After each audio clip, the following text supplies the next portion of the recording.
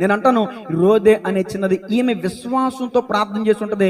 ఈమె విశ్వాసం ద్వారానే పేతురు విడిపించబడ్డాడు. సంఘం ప్రార్థన చేస్తున్నారు, రోదే అనే చిన్నది విశ్వాసంతో ప్రార్థన చేసింది. ఈమె గురించే పేతురుని దేవుడు విడిపించాడేమో అనుకుంటాను నేను. గట్టిగా చెప్పలు కొడుతూ ధ్యానం మనం మహిమపడతాం. అందుకని ఈ సందర్భాన్ని మనందరికీ తెలియజేశాడు, రాయించాడు పరిశుద్ధాత్మ దేవుడు. వీళ్ళందరూ ప్రార్థన చేస్తున్నారు, కానీ రోదే అనే చిన్నది ఏం చేస్తుందంట? ఓ ప్రాంతంలో వర్షాలు పడతలేదంట, కరువు కాలంలో ఉన్నారంట. ఇప్పుడు వర్షాలు పడాలంట. ఆ ఊర్లో ఉన్న వాళ్ళందరూ, పెద్ద పెద్ద వాళ్ళందరూ కూడా కలిసి, రే మనం వర్షం పడాలని మన పలానా స్థలానికి వెళ్ళి ప్రార్థన చేద్దాంరా అని ఎర్ర టెండలో పడి వెళ్తున్నారంట. అందరూ ఖాళీ చేతులతో వెళ్తున్నారంట.